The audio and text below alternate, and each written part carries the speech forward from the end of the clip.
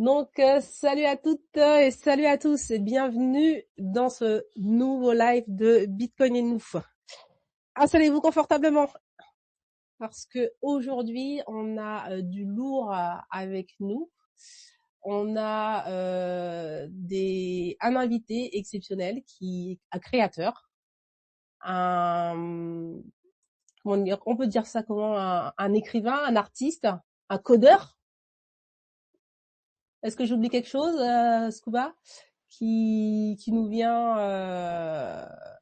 nous rendre visite sur le live pour commencer à construire une nouvelle version du monde de demain et qui vient en fait enrichir nos trois piliers, les trois piliers qu'on aborde en fait sur Bitcoin et nous, des piliers sur la souveraineté intérieure en fait, qui littéralement reprend on reprend le contrôle de sa pensée et de son mindset, sur la souveraineté financière, protéger ce qu'on construit et surtout la souveraineté communautaire, avancer ensemble. Scuba, moi je t'ai rencontré dans un cadre un petit peu particulier, c'est qu'on a découvert que tu créais des livres pour enfants. Est-ce que tu veux bien te présenter et nous en dire un petit peu plus? Ouais, bien sûr. Déjà, merci pour l'accueil et ces présentations élogieuses. Je suis avant tout un pleb qui parcourt, qui fait son petit parcours dans Bitcoin et qui aime apprendre, comprendre et repartager ce qu'il a compris. Donc, ça m'a amené à être là auteur de livres jeunesse. Juste avant, j'ai fait plein d'autres choses. J'ai essayé de créer des applications, j'organise un meet-up dans ma ville. Je participe au Bitcoin Economic Forum. Donc, je suis un pleb parmi tant d'autres qui essaye de faire sa petite route. Alors ça tombe très bien parce qu'en fait, en préparant le live, on faisait un peu le point avec Nancy sur un peu le sens qu'on voulait donner à ce live. C'était presque un peu sur un coup de tête qu'on l'a lancé. Et puis, on en parlait tout à l'heure. Un peu la conclusion, c'était de dire, ce qu'on aimerait bien, la ligne directrice, c'est recevoir les plebs qui construisent, en fait. Et c'est vrai que ta série de bouquins, ça correspond vraiment à ça. On est sur quelqu'un qui découvre et qui se dit, tiens, qu'est-ce qui manque? Il manque des livres pour enfants autour du libéralisme. Et ce qui est particulier, en fait, c'est pas en fait, tu viens pas du monde académique en fait. Tu es dans une démarche qui est très simple. Dans les conversations qu'on a eues, tu me disais que quand je cherche quelque chose et que je ne trouve pas, je le crée. Et tu me reprends, hein, mais moi ce que j'avais compris, c'est que tu aimes offrir en fait de la lecture aux gens qui t'entourent. Et pour les enfants, t'avais pas trouvé en fait ce que tu voulais. Et là, tu as eu l'idée en fait d'adapter les concepts de Frédéric Bastiat, qui est Ouais. un économiste un peu velu quand même, quoi, sur les principes de ce qu'on voit et ce qu'on ne voit pas, et de le vulgariser et de le mettre à la portée des enfants. Ouais, exactement. T'as plutôt bien résumé. Je suis parti d'un constat comme tu disais, j'aime bien offrir autour de moi, des bouquins pour les adultes, des bouquins pour adultes. Et comme j'ai des petits neveux, j'ai des amis qui ont des enfants, donc du coup, je cherchais des bouquins qui parlaient de Bitcoin, un peu de libéralisme et d'économie autrichienne, et je trouvais pas ça sur le marché. Ou du moins, j'avais mal cherché parce que j'ai découvert plus tard que ça existait, mais pas vraiment de la vision dont j'avais. Et comme il n'y avait pas ce que je cherchais, je me suis dit, je vais le faire moi-même. Comme ça, au moins, actuellement, il y a des outils comme l'IA qui me permettent de faire des illustrations comme je le souhaite, au lieu de payer un graphiste. Du coup, ça me permet de vraiment développer mon idée, un peu comme j'avais déjà fait auparavant pour quand j'ai développé mon application Satoshi Index, où je voulais un widget qui affichait le prix de la baguette de pain en Satoshi. Je trouvais pas ça, du coup, j'ai créé l'application. Donc Ouais. voilà. Ouais, du coup, ouais, ça, on va en reparler après dans tes créations. Mais là, du coup, nous, on a pris le livre. Donc, le livre il est sur Amazon. C'est une collection qui est en plusieurs tomes. Et donc, nous, 11 au total, je crois, c'est ça, c'est quoi? Comment? C'est 11 tomes, 10 tomes ou 11 tomes que tu as maintenant? Pour le moment, là, ouais, je suis sur 10 tomes, sans compter le tome 00 qui présente toute la saga. Ah Mais oui. ouais, je suis sur 10 tomes d'écrits, 10 histoires différentes qui abordent plusieurs concepts différents. Et je voudrais pas spoiler, mais je suis à peu près à un quart de la grande collection, on va dire. Si vous connaissez la D'accord. réponse à l'univers, vous avez le nombre de tomes. Donc en fait, ouais, t'as un projet, ouais, t'as déjà des idées en fait pour des suites de tomes en fait. non. Et Ouais, moi j'avais c'est une ça. question sur vraiment sur les livres. Pourquoi en fait avoir démarré par Bastia en fait? Pourquoi Bastia? Parce que j'ai découvert Bastia assez tard, euh, par le biais de Bitcoin, et j'ai trouvé ça étonnant que je l'ai pas découvert avant. Donc, suite de mes recherches, je me suis rendu compte qu'en fait, en France, il était inconnu et que c'était quand même un grand penseur, un grand économiste. Mhm. Bah, pas vraiment économique, mais ouais, si. Et je trouvais ça dommage qu'il ait pas cette reconnaissance en France parce que mondialement il est reconnu, mais en France il est pas vraiment reconnu. Donc un peu pour lui rendre une espèce d'honneur. Et la façon dont j'ai pensé les livres, c'est moi je regardais beaucoup les dessins animés type Il était une fois la vie ou Le bus magique où c'était toujours pareil où t'as le savant qui accompagnait des enfants et qui traverse des histoires et Ouais. apprennent des choses. Et du coup, bah, il me fallait un héros principal, une sorte de savant, et avec un groupe d'enfants et qui traverse des petites histoires au fur et à mesure des épisodes. Et donc Bastia, par sa pédagogie qu'on peut voir à travers ses livres, je trouvais qu'il remplissait très bien le rôle. Donc je me suis dit, bah Bastia, quoi, on va partir sur les petites leçons de Frédéric. Oui. Moi, j'ai beaucoup aimé en fait. Alors, tout comme toi, Bastia, il était reconnu au bataillon pour moi. Donc, je l'ai découvert parce que Charles et Gave en fait l'éloge régulièrement dans ses vidéos sur IDL ou même à l'époque, il en faisait l'éloge sur la chaîne de Richard de Grand Angle, de Richard Détente. Et effectivement, j'ai eu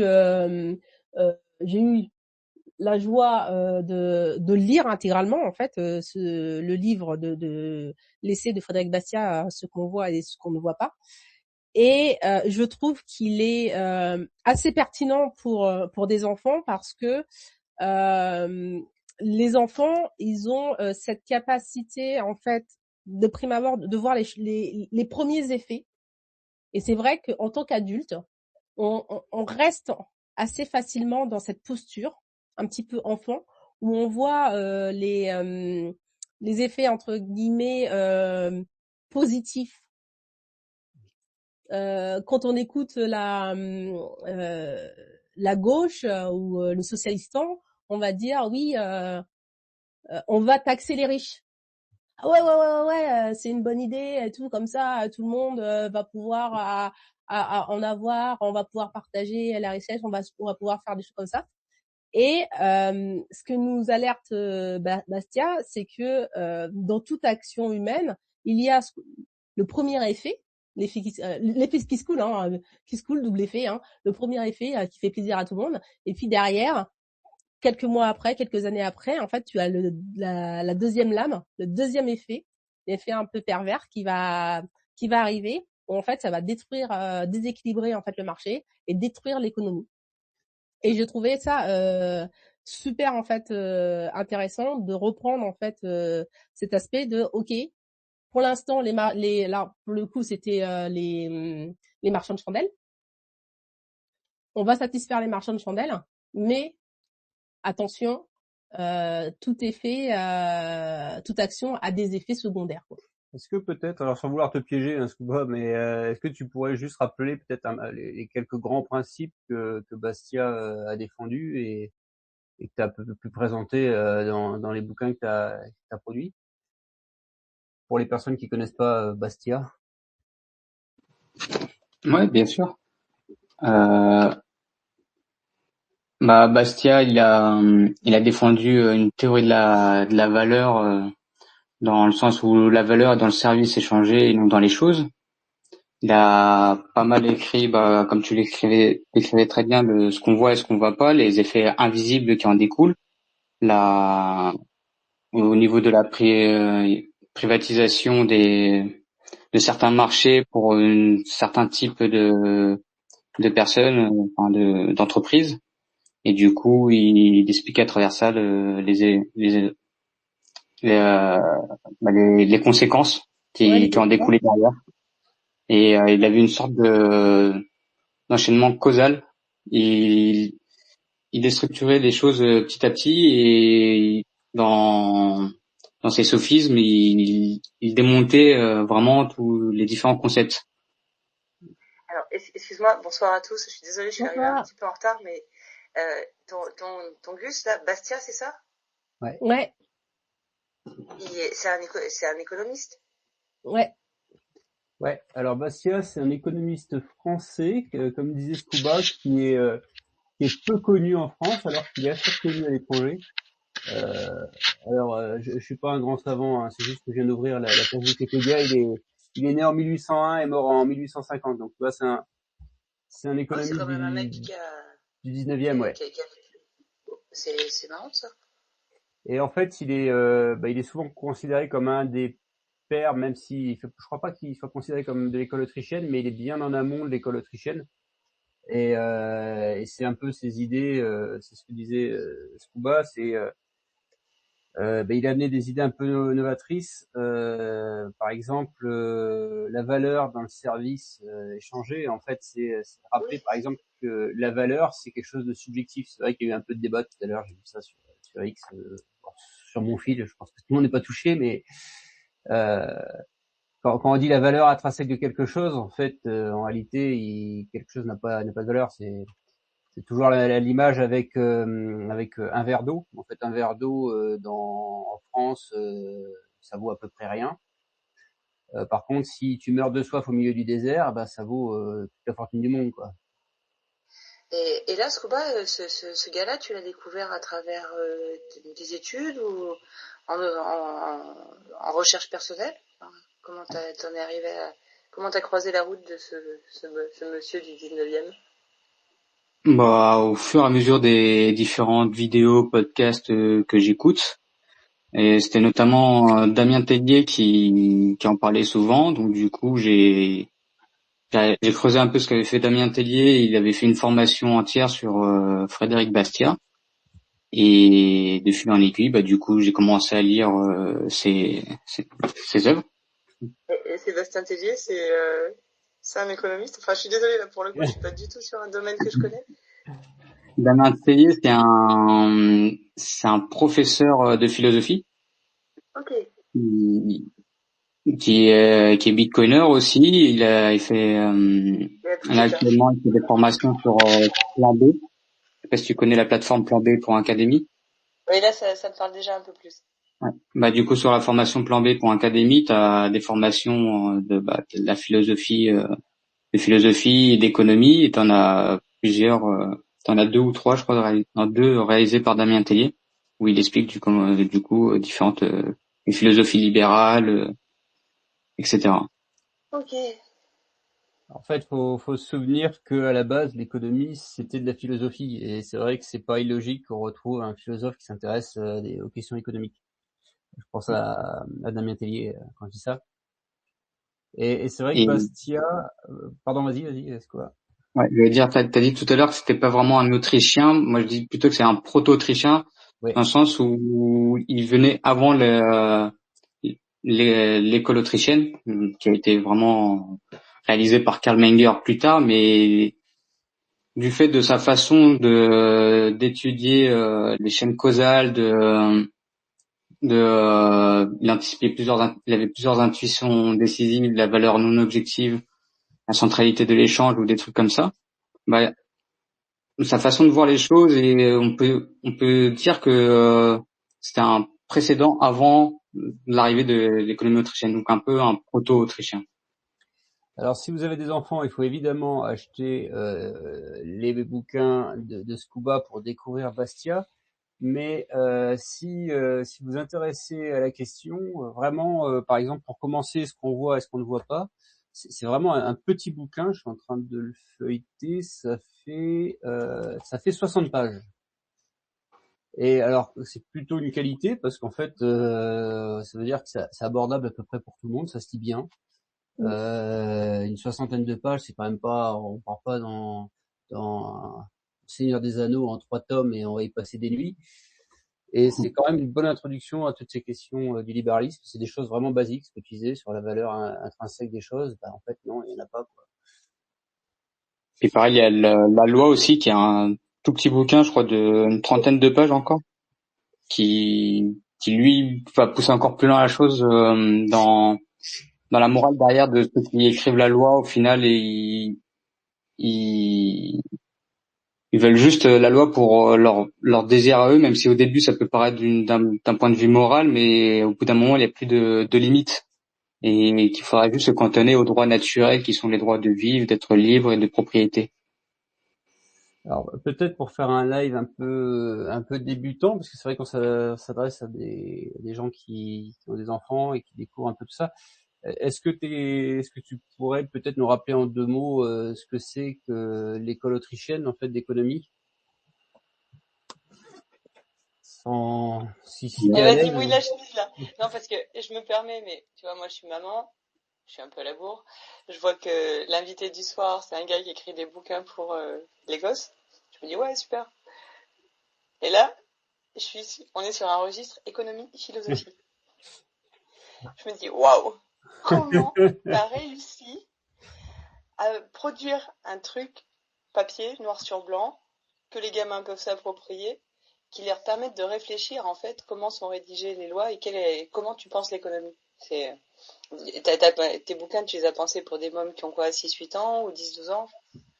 Alors c'est des livres pour à partir de 7 ans, parce que je pense qu'en dessous de 7 ans l'imaginaire de l'enfant, enfin l'enfant va pas assez raisonner, en mon sens. À partir de 7 ans, il peut commencer à se poser des questions, et c'est de 7 ans c'est une lecture accompagnée, jusqu'à 10 ans on va dire une lecture autonome.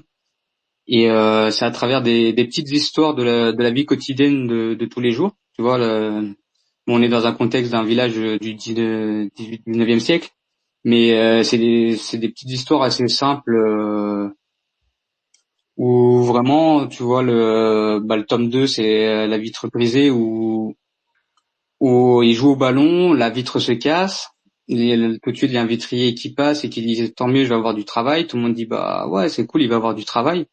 Mais là, ce qu'on voit, c'est que bah du coup les vitriers vont travailler, mais ce qu'on voit pas, c'est que du coup la personne, enfin là c'est un boulanger du coup qui a la vitre brisée, bah c'est l'argent qu'il va devoir mettre pour dépenser pour réparer la vitre, c'est de l'argent qu'il aurait pu dépenser pour autre chose. Donc du coup, il y a des conséquences derrière. Donc ça, il y a un petit peu d'économie comme ça. Il y a ce qu'on voit et ce qu'on voit pas. Et c'est des petites histoires comme ça. Tu vois, il y a par exemple sur la loi, j'ai fait un tome sur une loi, comment définir les règles de la protection. Ils sont dans une cour de récré, il y a un gardien, et au début on lui donne une mission au gardien, c'est de juste surveiller au niveau d'un portail pour pas qu'il y ait d'accident. Puis au fur et à mesure du temps, le gardien commence à outrepasser les comment dire C'est les la simplement, mission en fait, la cette mission qui lui a été pouvoir. donnée. Et il outrepasse les missions qui lui a été données en voulant diriger un petit peu plus. Et par le fait qu'il dirige un petit peu plus, bah on se rend compte que qu'il déborde, et que du coup bah il y a les enfants se jouent moins, ils se divertissent moins, parce que du coup on leur donne trop d'ordres, etc. Et la loi est censée protéger et pas piloter, tu vois. C'est vraiment des petites histoires comme ça à droite à gauche, sur la propriété, sur l'économie. Oui, sur la place du coup des grandes réglementations dans le quotidien. C'est ça. C'est ça. Et t'as structuré ton truc sous forme de BD ou t'avais choisi le format une image par page? Enfin, C'est une image, c'est plus un album illustré, un conte illustré. C'est une page de texte, une image, une page de texte, une image, une page de texte, une image. ouais, donc ça reste super digeste pour les minots. Ils peuvent ouvrir le bouquin à une page et puis c'est pas grave s'ils n'ont pas lu toutes celles d'avant. Ouais. Ça se feuillette. Je vous invite vraiment à aller sur le compte X de Scuba parce que il a partagé pas mal d'illustrations et ça permet de voir justement l'ambiance Chaleureuse. au niveau illustration, quoi, au niveau visuel, il y a l'ambiance visuelle et il y a vraiment Ah, il est top. c'est chouette, quoi. Voilà, au moins tu vois un peu à quoi ça ressemble. C'est Ah pas ouais, non, moi c'est pas je du tout suis quelque chose fan de... d'austère, c'est vraiment fait pour les enfants. On n'est pas sur un truc avec du texte dense. Alors nous, nos enfants sont un Ouais. peu grands maintenant parce que les plus jeunes ont 13 ans, donc bon, ils vont me dire t'es gentil, mais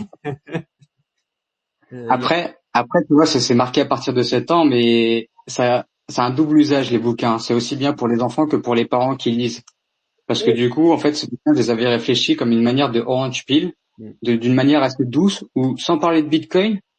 Normalement, quand tu lis toute la saga, à la fin, Bitcoin, ça devient une évidence en mode, bah oui, c'est une propriété, c'est décentralisé, c'est de la rareté absolue. C'est en fait, c'est à travers les différents comptes que tu te dis, bah, ça fait réfléchir aussi bien l'enfant que le parent. Et du coup, bah, Bitcoin apparaît comme une évidence sans même l'avoir forcément cité ou expliqué, parce que l'explication vient des trucs de base classiques d'une règle connue de tous. Ouais, c'est un peu comme j'ai fait moi avec ma bible des shitcoins. Ouais. Je parle des shitcoins en général. Et normalement, tu arrives à la fin du bouquin, tu te rends compte que l'euro c'est un shitcoin, le dollar c'est un shitcoin, que il y a beaucoup de shitcoins, sauf Bitcoin. il y a une illustration que j'aime beaucoup, je sais pas si tu l'as remis dans chaque bouquin. Ouais. C'est celle où tu as le Léviathan au milieu de la place du village, et avec les yeux rouges et un gros B sur l'église qui est au centre du village. Est-ce que tu l'as mis dans chaque tome ou c'est...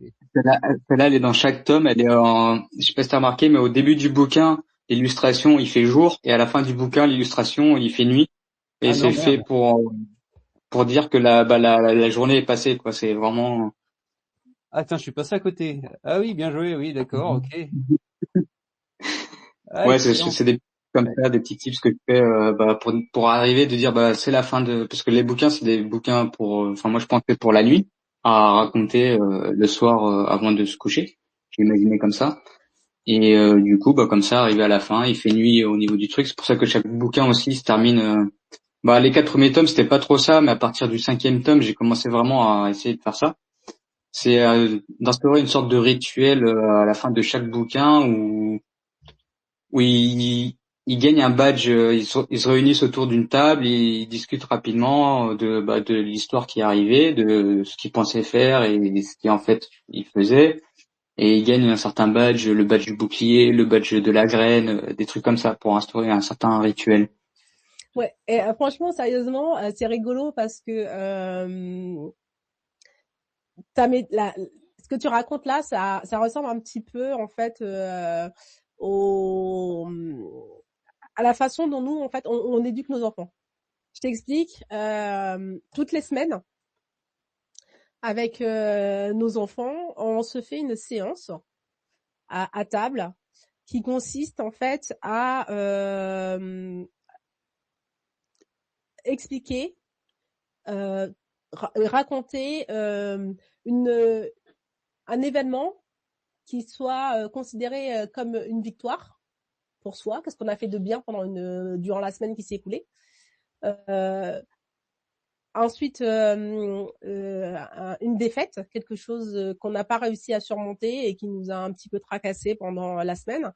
Et surtout, en fait, à la fin, c'est durant ma semaine, qu'est-ce que j'ai appris en fait, quelles leçons j'ai retenues en fait de cette semaine en fait. Qu'est-ce que j'ai appris, qu'est-ce qui m'a fait grandir, qu'est-ce qui m'a fait évoluer.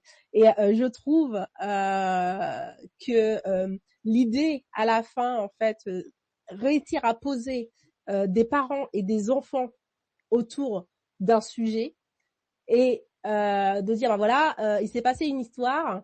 En gros, qu'est-ce que j'ai bien aimé, qu'est-ce que j'ai pas aimé, et en fait, qu'est-ce que j'ai retenu, et surtout, c'est qu'est-ce que j'ai retenu, qu'est-ce que j'ai appris, sous forme de badge. C'est vraiment l'exercice qui est certes difficile, mais vraiment primordial pour donner aux gens la capacité, en fait, à se remettre en cause et à continuer d'apprendre et à évoluer.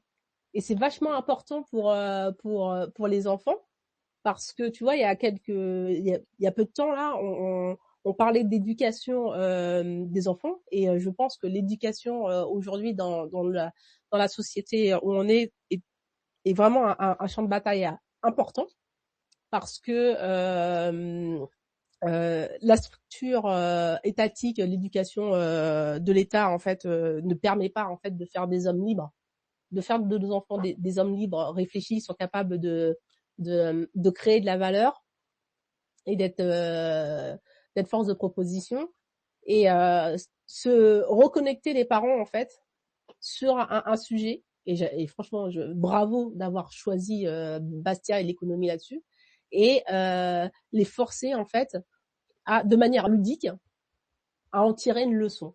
Alors certes c'est sous forme de badge, mais en tout cas t'as une leçon qui est retenue, qui est apprise à la fin là. Ouais. Bah merci, ouais. Bah oui, comme tu dis, aujourd'hui on apprend aux enfants à compter, à lire, à écrire, mais on leur apprend pas à comprendre ce qui compte. Enfin, on leur apprend pas à réfléchir réellement, au contraire, on leur apprend juste à répéter. Et c'est primordial que pour faire des individus libres, bah qui se fassent pas manipuler par certaines propagandes et qu'ils puissent réfléchir d'eux-mêmes. Donc c'était l'une des idées derrière mes petits livres, c'était vraiment d'apprendre aux enfants pas à réfléchir, enfin à penser d'eux-mêmes et à pas se faire dicter vraiment les choses. Moi par exemple dans les petites histoires, je leur dis pas bah ils auraient dû faire comme ça. C'est juste c'est vraiment à chaque fois genre je donne pas des solutions, je te montre juste certaines choses, certaines situations. Et puis après, c'est à l'enfant de l'interpréter et à réfléchir dessus.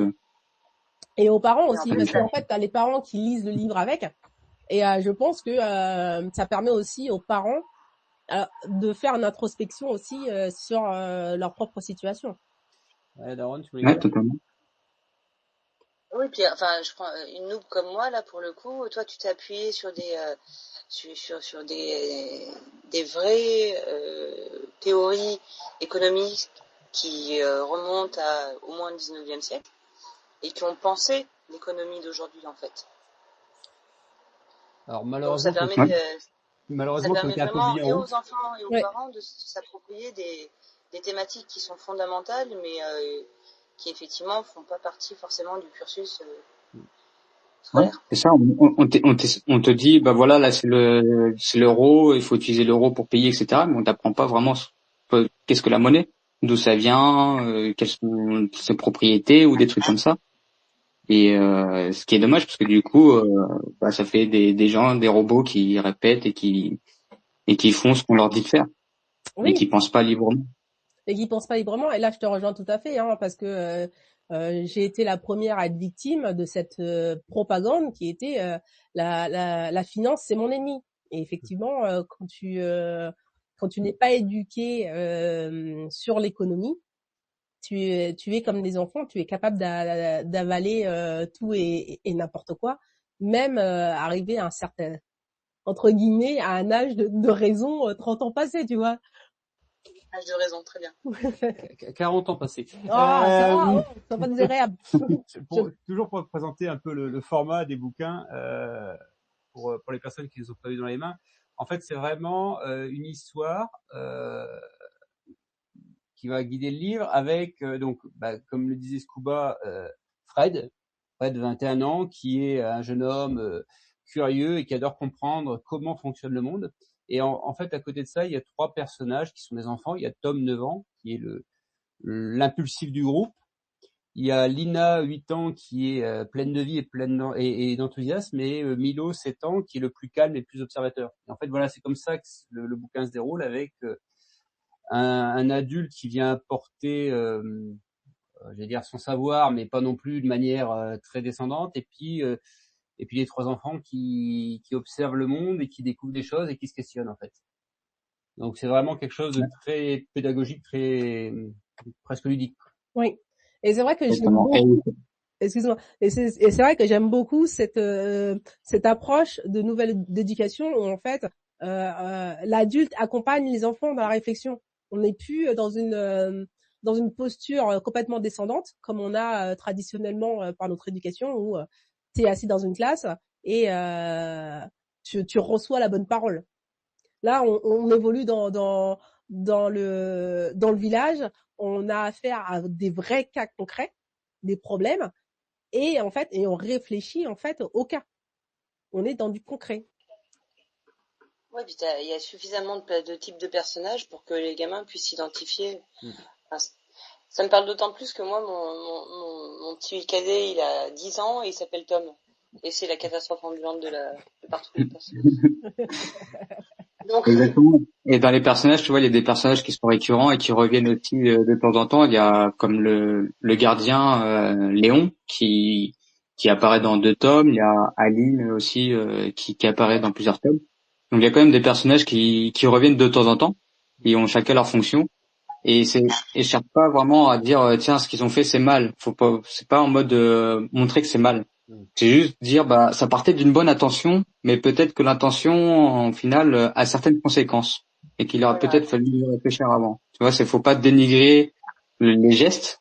C'est un geste qui peut avoir une certaine morale, une certaine intention, etc.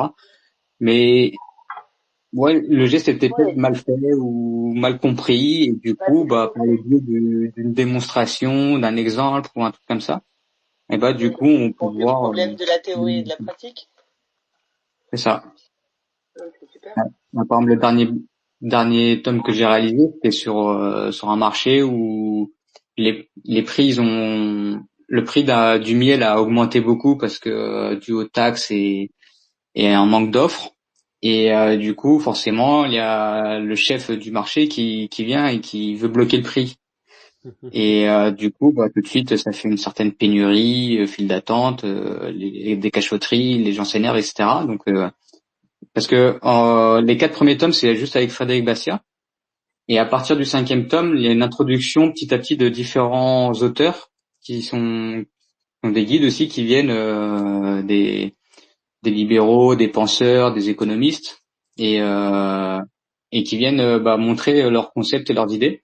Et là, dans le tome avec les prix, bah du coup, ils font une démonstration, ils séparent le stand en 2, un où le prix est bloqué et un où le prix n'est pas bloqué, et du coup, la personne peut mettre les prix qu'elle veut. Et on voit la différence tout de suite entre bah, le prix où il est pas bloqué, bah forcément les gens, si ça coûte un peu plus cher, bah ils vont peut-être prendre un autre produit ou ils vont en prendre moins, etc. Donc du coup, ça donne un certain signal. Tandis que le prix où il est bloqué, bah en 2 secondes le stand il est vidé et ça fait de la pénurie, etc. Et c'est vraiment pour expliquer là, tu vois sur le coup que le prix c'est un signal. Il signifie une certaine rareté, une certaine disposition qui va donner du coup qui va donner bah, un signal aux commerçants, aux producteurs, etc. pour du coup refaire l'offre, etc. Et c'est vachement intéressant parce que du coup, en écrivant ces bouquins, tu as dû vachement te former, en fait, aller peut-être plus loin dans ta réflexion.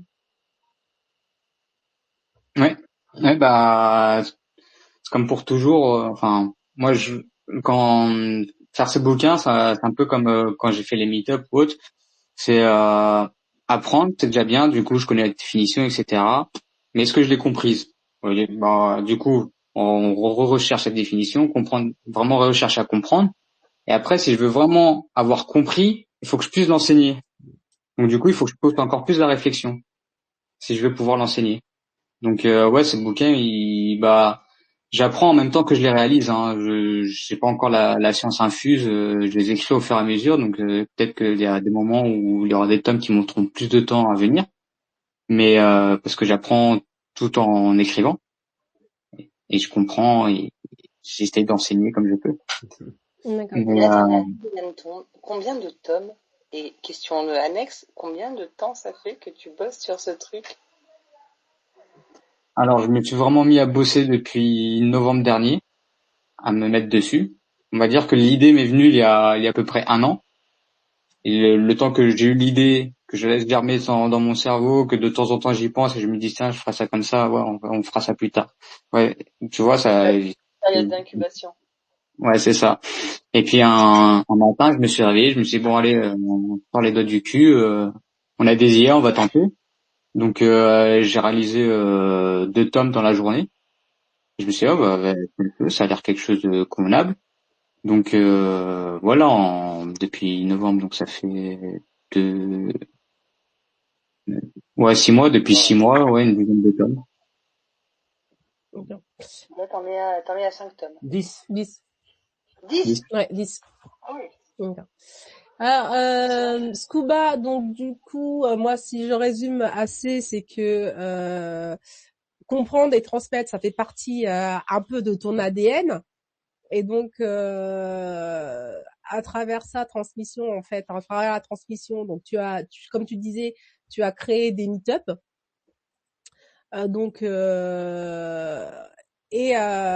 Des meet-up autour de Bitcoin. Et donc là, on va revenir autour de Bitcoin parce que si je me souviens bien, tu n'es pas arrivé sur Bitcoin directement comme ça par magie, mais tu es passé par de l'investissement immobilier.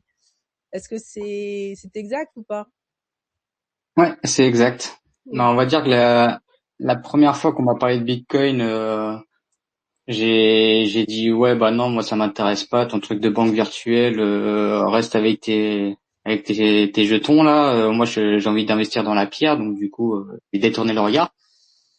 Et après j'ai commencé à participer à des masterminds et des trucs comme ça. On m'a fait la présentation de Bitcoin, puis est arrivé le Covid et du coup j'ai plus approfondi la chose et j'ai commencé par le biais de l'investissement pour faire fructifier la fiat money.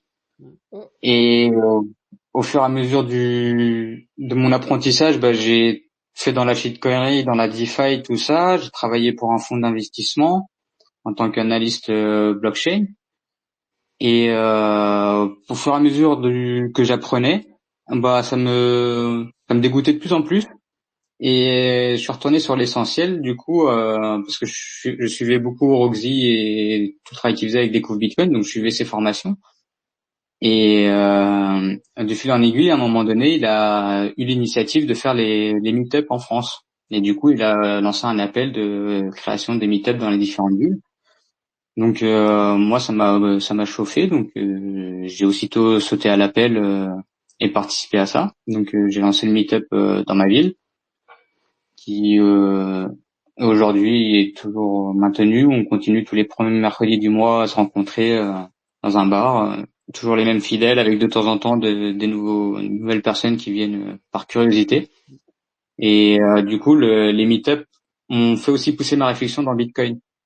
Parce que c'est bien beau de dire bah je vais gérer un meet-up, mais si je veux faire des présentations, répondre aux questions, etc., bah il faut que j'en apprenne davantage et que je comprenne davantage pour pouvoir le retransmettre derrière. Donc du coup, ça m'a fait approfondir plus Bitcoin. Et sur le format, vous faites des interventions, des présentations, ou c'est plutôt une bande de potes qui vont boire un verre ensemble? Alors la deuxième option est pour moi pas du tout un problème puisque c'est ce qu'on fait chez nous. Alors, bah c'est un peu des deux. Il y a de temps en temps, je me motive et je fais une petite présentation quand bah soit sur une thématique spécifique, les hardware wallets, la sécurité, l'hygiène numérique ou des trucs comme ça. Soit si on me demande ouais, ce serait intéressant de expliquer Lightning ou des trucs comme ça, bah du coup j'écoute la demande et je fais. Soit après les 3 quarts du temps, c'est plus ouais une bande de potes qui se rejoignent au bar et qui discutent de Bitcoin, de l'actualité, de tout et de rien. Et Ouais. voilà.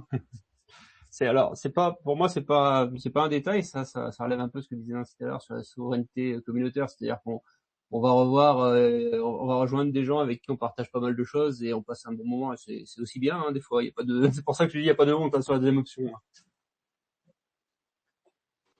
Ouais, bah, c'est totalement ça.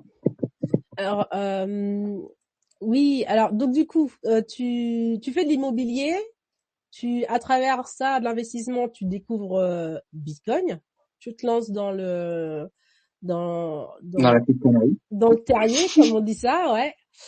À la suite, du coup, tu crées les meet-up et du coup, tu commences à former, à transmettre en fait ton savoir, à apprendre et transmettre en même temps. Euh, et là, du coup, tu découvres certainement d'autres aspects. Si je comprends bien, tu découvres d'autres aspects de Bitcoin qui, en fait, ça t'apporte sur le libéralisme, l'école autrichienne. Ouais, c'est ça. Au fur et à mesure de l'apprentissage autour des bitcoins, c'est pas juste. Au début, c'est vraiment du pur technique, comprendre vraiment comment fonctionne la timeshares Bitcoin, comment fonctionnent les wallets, les adresses, etc. Puis une fois que la partie technique est passée, bah, il y a les différents concepts derrière de ce qu'est la monnaie, ce qui est, c'est quoi les différents types d'économie, de Pianisme. Kéné- ouais, voilà, On a du plus du mal à le dire. l'économie. Et du C'est coup, ça? alors ce qui est fort, là, je me retrouve complètement dans ton parcours. Effectivement, moi, j'ai à peu près eu le même cheminement. On a pris le même chemin de la transformation et du changement. Là aussi, ce qui a été compliqué pour moi, c'est que en découvrant la deuxième porte qui est derrière la partie technique, qui est le libéralisme et l'idéologie école autrichienne, c'est que bah moi je pars de la gauche, de gaucho, et j'arrive au libéralisme, et là c'est carrément le choc. Et dans les conversations qu'on a eues ensemble, bah toi aussi apparemment tu as glissé chef du communisme à l'écologisme au libéralisme. Est-ce que la chute n'a pas été trop douloureuse? Bah oui et non, dans le sens où ouais, j'ai eu une partie de ma jeunesse à la fac en tant que communiste, en appréciant les cours de sociologie, tout ça, en disant que qu'il fallait partager. J'étais aussi très dans l'écologie, à dire faut sauver la planète, etc. Mais par le biais de mes expériences, à voyager à travers le monde, à plus comprendre ouais vraiment les différentes situations, je me suis rendu compte que c'était plus de l'escrologie, que le communisme, bah, je l'avais mal compris, même si on a essayé de me prévenir au début, je l'avais juste mal compris et que c'est ouais, j'ai été ouais dévoyé l'essence des mots avait été dévoyée, on m'avait mal appris la bonne épistémologie des mots, comme le capitalisme qui est plus aujourd'hui une technocratie de connivence. Donc j'avais mal compris certains termes et du coup bah forcément si mes axiomes de départ étaient mauvais, bah mes idées qui en découlaient étaient mauvaises. Donc en bah c'est oui et non par le biais de Bitcoin parce qu'il n'y a pas eu que Bitcoin. Avant Bitcoin, du coup, comme je disais, j'avais fait de l'investissement immobilier, etc. Donc déjà, j'avais déjà des idées qui commençaient à revenir sur faire fructifier ton argent, faire de l'épargne, voir sur le long terme, etc. Donc j'avais déjà d'autres idées j'ai déjà fini avec mon communisme, mais ouais voilà. Mais Bitcoin, on va dire, m'a plus ancré dans ces idées-là et m'a poussé à ma réflexion. Je rejoins Nancy, moi je me reconnais beaucoup dans ton parcours. J'étais écolo. Et comment Le nombre de personnes que j'ai fait à leur dire non mais faut pas consommer ça, faut pas aller commander sur Amazon, il faut pas. Et aujourd'hui j'utilise Amazon, tu vois, genre et j'ai plein de potes qui me disent non mais ça va la dissonance, tu nous as fait chier à pas commander sur Amazon et aujourd'hui tu publies sur Amazon, tu vois. Genre. Oui, donc, en fait. J'ai été décroissantiste presque. Tiens, pour ceux qui s'intéressent, on a fait un live sur la chaîne Technosophobie mardi dernier sur ce sujet justement. Et après, je dis pas, il y a des gros enjeux où je continue un certain combat comme le plastique qui détruit la planète.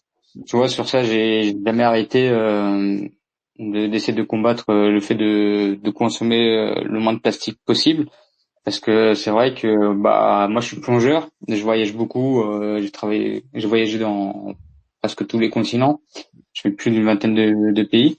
Et c'est vrai que à chaque fois ce qui m'a dévasté, c'était de voir la planète remplie, enfin les mers remplies de plastique, les terres dégueulasses, tout ça. Et le tourisme de masse que ça produisait, etc. Genre, je me suis rendu compte, genre, t'auras beau faire pipi sous la douche et débrancher ton wifi, en fait, tu traverses la frontière, c'est bon, l'écologie, ça n'existe plus. Donc, le colibri qui va essayer d'éteindre la forêt, ça sert strictement à rien. Alors je suis, ouais, ce que je voulais dire, c'est que ça me parle beaucoup parce qu'en fait, on a eu quasiment le même parcours que toi. En fait, on a fait un peu d'immobilier également au départ, et en fait, Bitcoin m'a aidé à sortir d'une forme de, je vais pas dire qu'on était glissé là-dedans, mais presque de cynisme en fait. On aurait pu tomber là-dedans à dire, bah écoute, fuck, et puis voilà, chacun pour sa gueule, et puis on va essayer de profiter au maximum du système.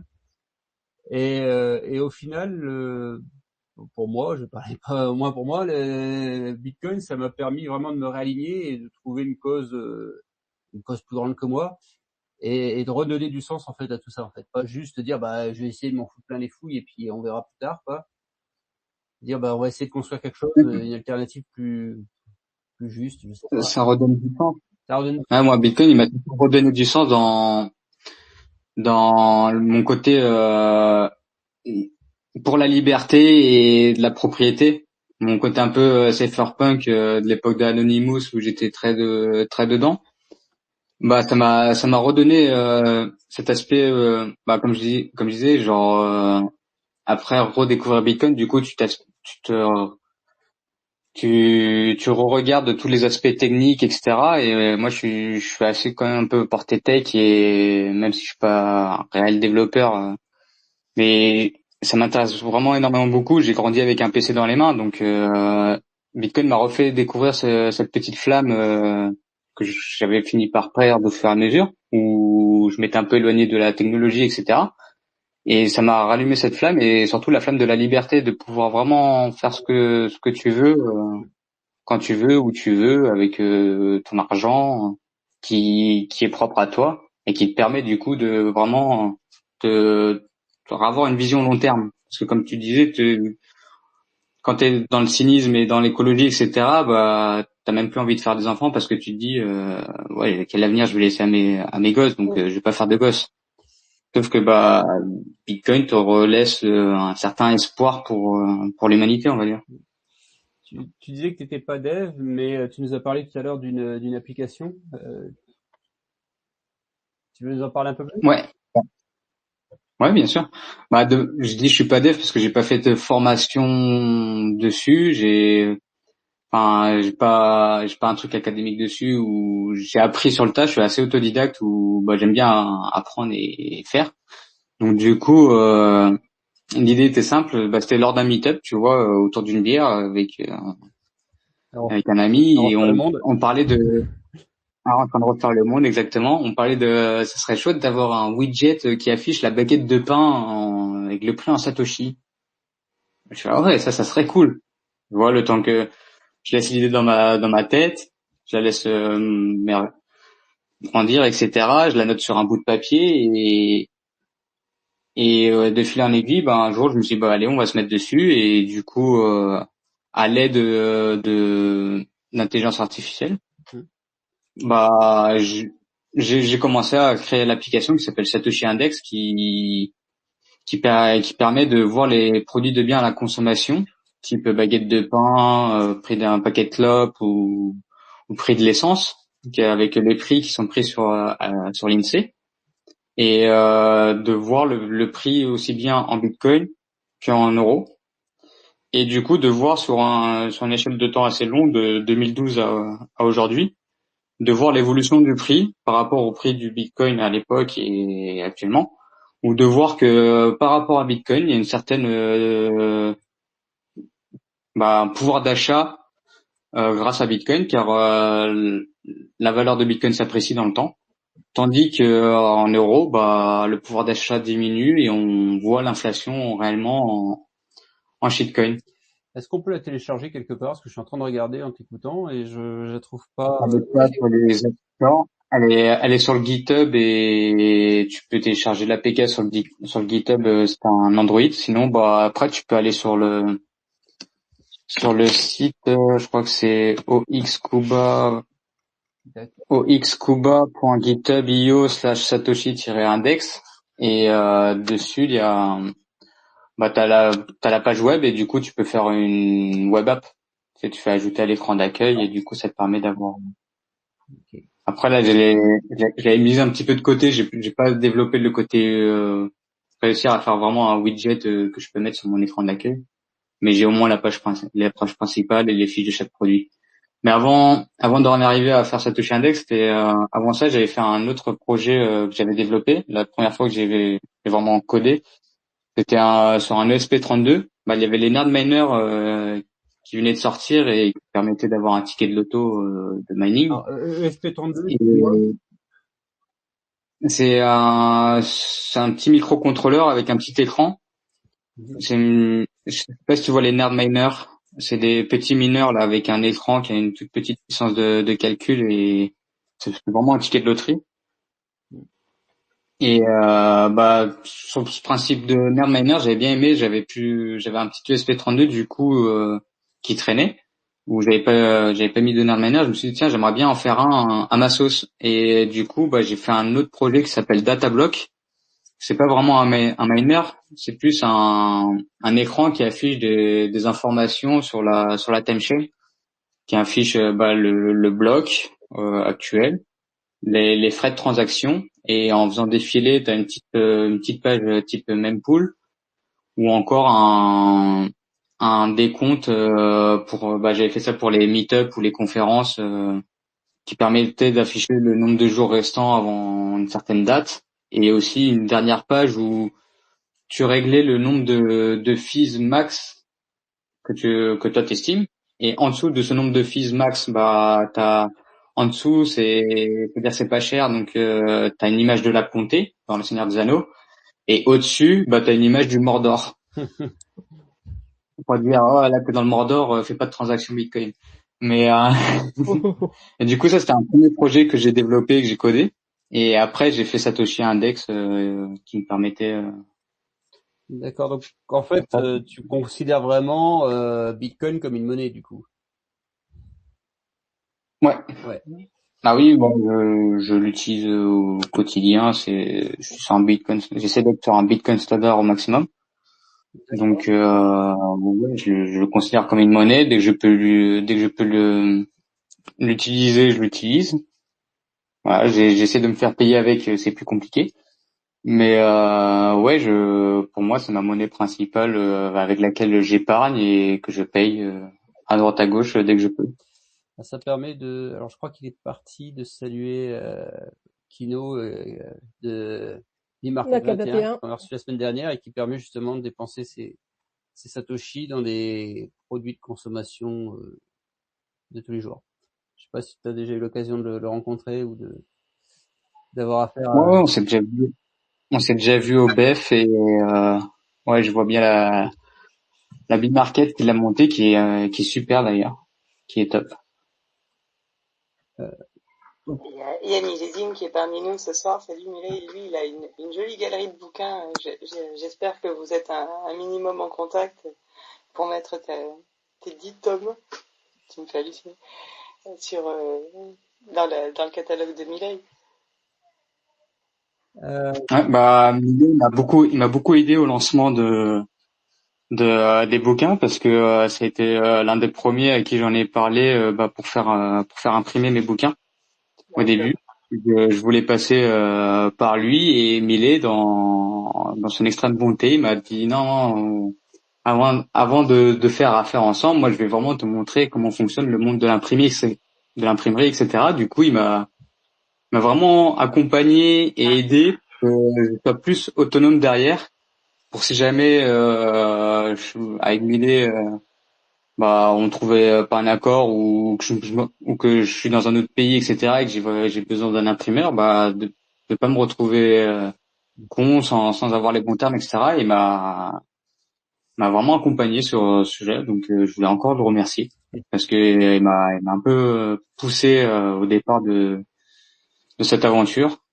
Donc grâce à lui, j'ai pu trouver un imprimeur dans mon coin qui est du coup j'ai un bon contact avec eux et avec qui je travaille, je suis en collaboration du coup avec eux pour faire imprimer, parce que du coup il y a deux versions de mes bouquins.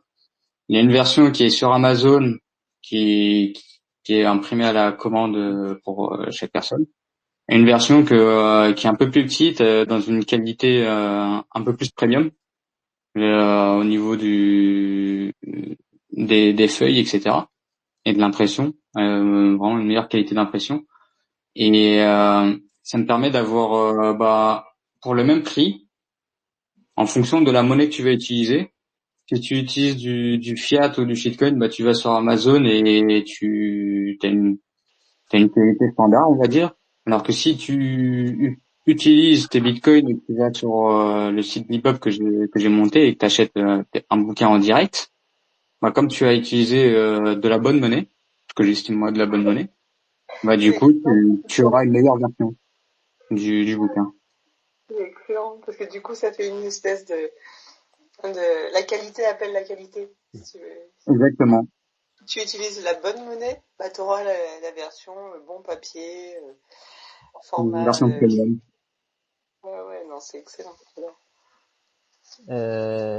Millet qu'on a dans le radar et qu'on essaiera peut-être un jour de motiver à venir nous parler sur le live de Bitcoin Store.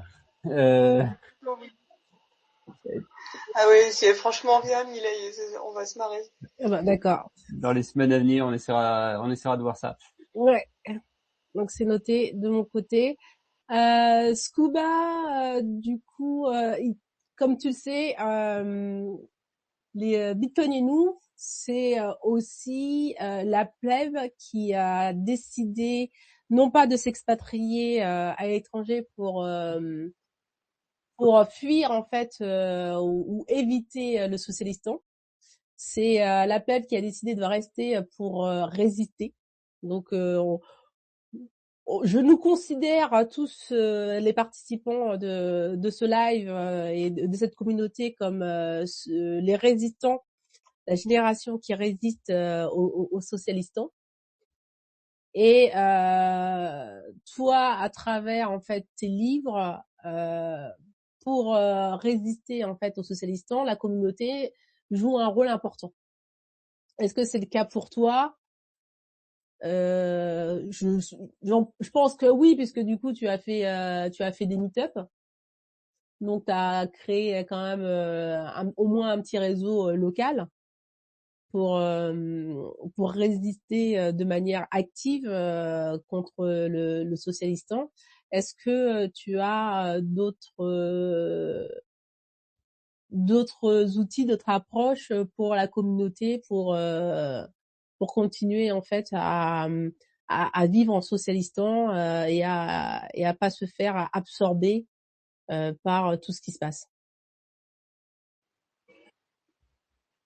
Déjà c'est assez compliqué de vivre en socialistan et j'ai pas prévu de résister encore très longtemps. Malheureusement. Ah, tu vas nous abandonner? Ouais. Abandonner, je sais pas, mais enfin, ouais, il est prévu d'un certain départ. D'accord. La date n'est pas encore fixée. On a encore quelques petits trucs à régler au socialistan, mais tant que je suis là, on fait un certain combat à notre humble échelle par la propagation des paroles de Satoshi, on va dire, d'essayer d'expliquer au maximum Bitcoin autour de nous. Moi, c'est ce que j'essaie de faire et d'expliquer et puis de démontrer, montrer l'exemple, pas juste dire ouais, Bitcoin c'est une monnaie et pas l'utiliser. Au contraire, c'est genre ouais, Bitcoin c'est une monnaie. En plus, regarde, moi j'achète ça, j'utilise pour ça, je peux faire de la rémittance, etc. Donc c'est déjà un bon début. Participer, comme tu dis, aux différents meet-up pour être avec les personnes avec qui on se ressemble et on partage les mêmes idées. C'est un bon début. Et comme outil, essayer d'en apprendre le plus et de découvrir toujours plus, hein. Comme Plan B.academy où dessus vraiment c'est une pépite, aussi bien pour apprendre ce qu'est Bitcoin, comment l'utiliser, comment monter un nœud, tous les aspects techniques, que les aspects aussi derrière philosophiques, économiques. Donc il y a différents outils comme ça. Il y a essayer de trouver des moyens résilients pour pas se faire Bitcoin est un moyen très résilient pour pas se faire attaquer par les agents du fisc ou choses comme ça. Mais alors, Donc, est-ce que globalement, tu es optimiste pour l'avenir? moi ouais, je suis quelqu'un d'assez optimiste. Je Dans la vie de tous les jours, je suis optimiste, hein, et sur l'adoption je sais pas si je suis optimiste sur l'adoption de Bitcoin ouais, ça sera le temps de 1 à 2 générations, mais qu'on passe sur un Bitcoin standard, pour moi, j'en suis convaincu. Je dis pas que ça sera dans les 10 prochaines années, peut-être ça mettra 30 ans. J'ai pas une boule de divination, mais je suis quand même assez optimiste parce que Bitcoin est une certaine solution qui répond à beaucoup de problématiques et qui nous permet de nous libérer d'une certaine emprise étatique et permet de séparer l'État de la monnaie et de nous rendre une certaine liberté. C'est très paradoxal, l'hyperbitcoinisation. Là, je fais une aparté, c'est que, alors je suis comme toi, moi je suis persuadé qu'on ira. La seule question que je me pose, c'est de savoir si je le verrai de mon vivant. J'ai déjà dit dans le live, mais quand je vois en fait l'actualité autour de l'Iran, je dis en fait le pire, c'est que on pourrait la voir s'accélérer, mais c'est pas forcément un beau scénario. Après Bitcoin, c'est pour tout le monde, hein. Oui, c'est ça. Non, mais il peut y avoir une hyperbitcoinisation qui passe par une phase très douloureuse. Ça sera mieux après, mais en attendant, ça peut être douloureux. Ouais. Après, des fois, il vaut mieux que la chute arrive assez vite et assez rapidement pour pouvoir reconstruire et bâtir derrière. Ouais, comme dirait Charles Gard, vaut mieux une fin dans l'horreur qu'une horreur sans fin. Si t'avais une seule idée pour revenir un peu, là on s'approche un peu de la fin du live, si on revenait sur le sujet de la transmission aux nouvelles générations, si t'avais une seule idée à transmettre à tes futurs enfants, ça serait laquelle? Vivez librement. Oh, c'est beau. Enfin moi c'est les valeurs qu'on m'a toujours apprises, c'est peu importe ce que tu fais, peu importe comment tu le fais, tant que ça te plaît et que tu te sens libre, fais-le. Donc j'ai un peu vécu comme ça et ça m'a plutôt bien réussi, on va dire. Donc ouais, vivez librement comme bon vous l'entendez, tant que vous faites pas le mal autour de vous. Toujours en précisant qu'il faut pas faire le mal autour de soi. Mais ouais, essayez de vivre comme vous le sentez bon de vivre, tant que ça n'atteint pas les autres. Et pour toi, déjà, ça inclut pas le socialistan, ça c'est sûr. Pardon, t'as mal entendu, la daronne. Ça n'inclut pas le socialistan dans ton cœur? Compliqué de vivre librement en socialiste et c'est compliqué. Petit problème de son. Un petit problème de son. Moi, tu vois, par exemple, j'ai un ancien fumeur et j'ai perdu ma liberté de déplacement plusieurs fois sous prétexte de la loi qui disait que des contrôles stupides qui ne reflétaient pas du tout la réalité. J'ai perdu le permis 2 fois et on m'a retiré une liberté alors que je n'étais pas forcément en mauvaise cause. Dans le sens où j'avais fumé il y a quelques jours auparavant, mais parce que plus tard le test s'est avéré positif alors que ça avait rien à voir, on me retire ma liberté de me déplacer. Et comme j'habite dans une petite ville dans la campagne, Quand quand t'as plus le permis, c'est très compliqué, tu vois. Parce que quand on te retire cette liberté de déplacement, ça devient assez compliqué. Et c'est ouais, pas facile à comprendre. Donc Tant pour toi, que ça a été la goutte d'eau qui t'a fait dire non mais là bah, déjà le Covid, ça m'a déjà assez tendu. Déjà, de me dire à quelle heure moi je peux pas sortir de chez moi sous prétexte qu'il y a un truc là dans l'air. Bah non, en fait, y a rien. Donc laisse-moi aller me gambader au bord de plage, surtout que j'habite en bord de plage. Donc ouais, je trouvais ah ça mais non, complètement. Et après, t'as eu j'ai droit pas aux plages subi le Covid comme dynamiques la plupart des gens. t'as eu droit aux plages dynamiques sur lesquelles on avait le droit de se balader mais pas de s'asseoir. Ouais, c'est ça. Et après, c'est vrai, j'ai eu quand même un peu de chance dans le sens où je travaillais dans la restauration. Donc du coup, j'ai pas eu vraiment énormément de confinement. On va dire que j'ai eu même pas 15 jours de confinement. Mais déjà 15 jours, c'était déjà trop pour moi. Alors j'imagine pas ceux qui sont restés 1 mois, 2 mois, 3 mois. Vraiment. Mais déjà le fait de me restreindre où je pouvais pas aller au bar, boire un coup entre potes, je pouvais pas aller me déplacer où je voulais, quand je voulais. Ça a été déjà beaucoup trop. J'ai toujours eu une certaine réticence envers l'autorité et là c'était vraiment une goutte de trop qui dépassait de leur pouvoir.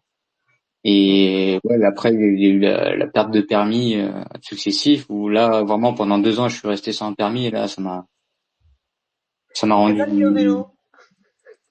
Non, je me suis mis au Solex.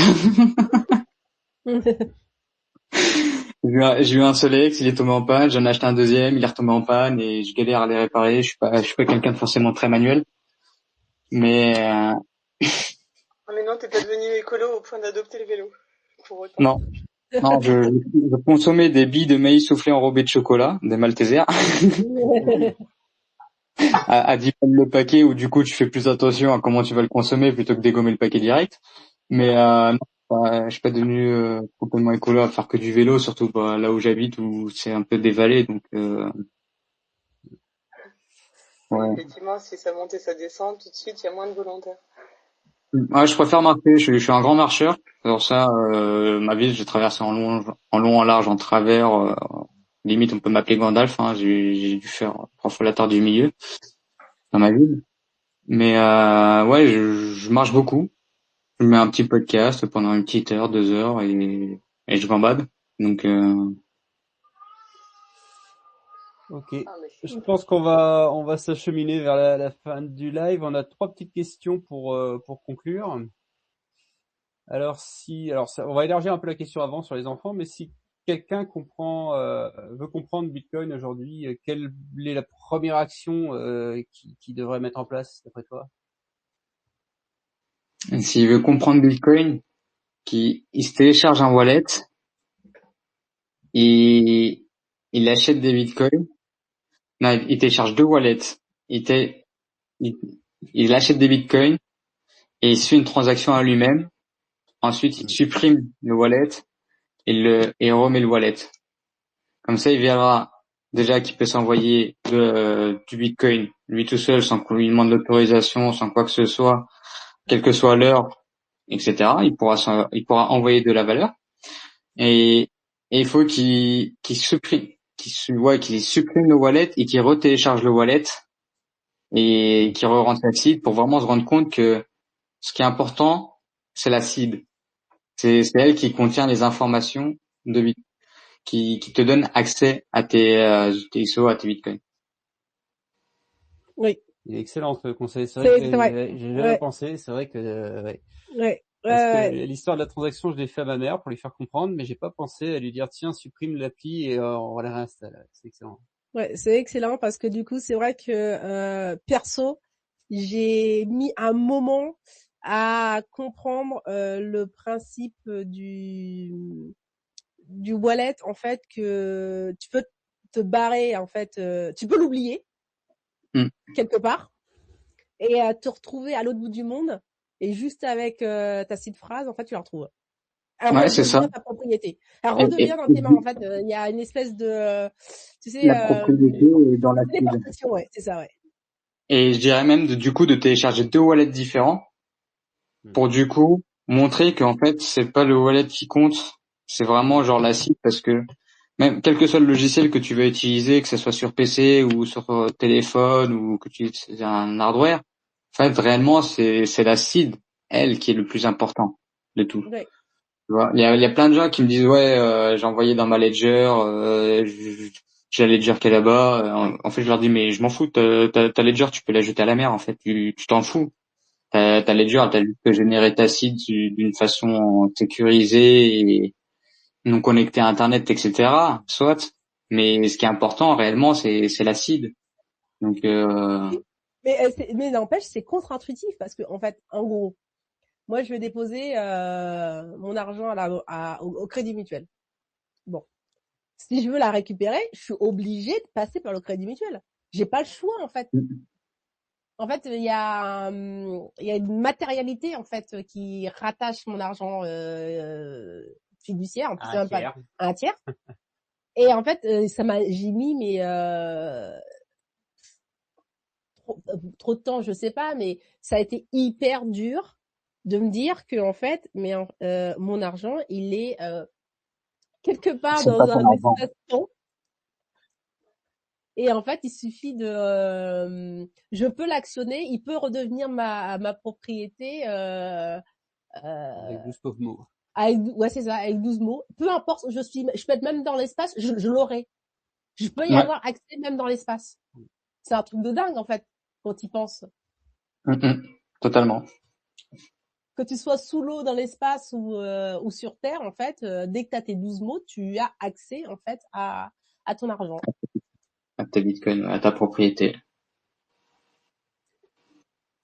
Avant de clore ce live, on voulait te poser alors la daronne nous a conseillé, nous a lancé un petit pic sur Milei. Ouais. Voilà. Et toi, Scuba, qui aimerais-tu écouter, voir sur ce live, venir Dans une logique dans une... de plèbe qui construit, quoi. Ouais. Est-ce que quelqu'un me conseille Jacques de BTC Touchpoint qui La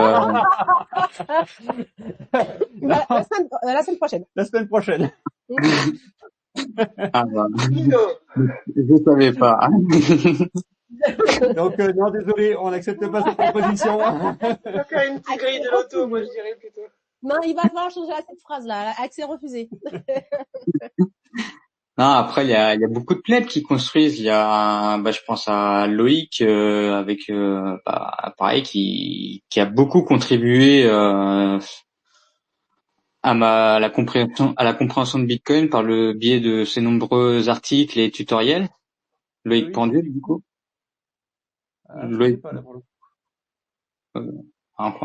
Loïc, ouais, il faisait des formations sur Découvre Bitcoin, puis là sur Plan B. Et il a écrit un dictionnaire de Bitcoin aussi assez conséquent. Et il est assez calé niveau tech. Et ouais, il est vraiment bon. Donc on le retrouverait où du coup Loïc Pendu, tu dis? ouais. Alors ouais, Loïc du bas pendule PANDUL. PAN, d'accord, ok. Tac, PAN. Excusez-nous, hein, on prend note. Loïc Pendu, ok, c'est bon. En plus, on suit mutuellement. Ok.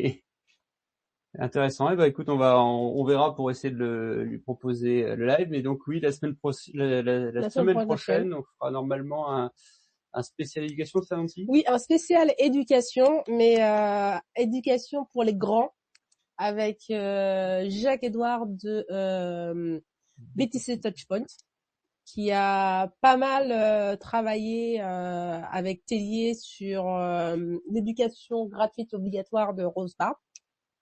Et donc, je vous invite à aller sur la chaîne YouTube de BTC Touchpoint et même sur son site BTC Touchpoint pour aller voir ces vidéos. C'est vraiment des pépites, c'est vraiment des analyses de textes sur les écrivains autrichiens. Il a même fait une magnifique collection de traduction de Michael Saylor. Ouais. Il était vraiment super top. Donc Jacques a cette capacité en fait de nous apporter la connaissance à portée de main en allant nous chercher des fois des auteurs anglophones et nous les traduire et nous en faire en fait l'analyse de texte. C'est formidable. Et avec un brin de poésie des fois aussi, je trouve, Ouais. dans son approche. Donc la semaine prochaine, même heure, même place, on recevra Jacques-Édouard de BTC Touchpoint pour une revisite de l'éducation gratuite obligatoire, mais version adulte, à partir de 40 et plus. Comment on continue à s'éduquer. J'ai beaucoup écouté Jacques à travers ses podcasts et surtout les lectures de Rothbard. Oui. Et c'était vraiment top parce que il fait pas que la lecture, il fait l'analyse aussi derrière. Ouais. Donc c'est vraiment un plus. Il a une certaine façon d'expliquer que comment on peut venir par différents axes autour de Bitcoin. Il y a différents aspects qui peuvent nous amener à Bitcoin et il explique super bien par les différents cadrans. Et oui, juste alors comme ça, si vous passez par Neuchâtel dans la semaine, il me semble que Jacques propose en fait des sessions de conférences. Donc si jamais vous allez en vacances en Suisse, à Neuchâtel, arrêtez-vous par là-bas parce que du coup il fait des super conférences là-bas et franchement, ça vaut vraiment le coup d'aller le voir et de l'écouter. C'est toujours un bonheur. On peut te suivre où, Scuba? Donc tu nous as, bon, évidemment sur X, mais tu nous as parlé d'un site. On a reposté. Alors je sais plus qui a commenté. C'est peut-être Millet qui avait donné le lien que j'ai reposté. On peut te suivre où sinon? Où est-ce qu'on peut commander alors du coup ton bouquin, les petites leçons de Frédéric? Sur même moi je suis que sur X et dans mon lien en bio de X, il y a mon Linktree qui redirige soit sur Amazon, soit sur mon site Bebop qui du coup les petites leçons de Frédéric.fr, je crois que c'est. Et du coup sur le site Bebop, vous pouvez acheter directement en Bitcoin. D'ailleurs, je tenais à faire une annonce à la personne, si jamais elle écoute, qui a commandé le 17 mars. J'attends toujours un email de confirmation de ces informations pour le Mondial Relais. Oui. Si n'hésite pas à me contacter, soit directement par mon site, soit par DM sur Twitter, car le colis est prêt. J'attends juste de savoir où est-ce que je l'envoie. Allez, on relance le défi parce que la semaine dernière, B-Market 21 a eu le même cas. Il nous a dit en rigolant qu'il y avait quelqu'un, Nicolas, je crois. Nicolas qui paye. Nicolas, c'est la blague en disant que c'était Nicolas qui paye. Et on a posté sur X et il s'est manifesté. Il s'est manifesté. Donc voilà, avis aux donateurs.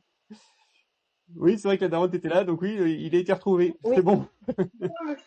C'était un peu surréaliste. Le prénom du gars, il paye et en fait, il laisse pas une adresse où on peut le livrer. C'est à peu près pareil.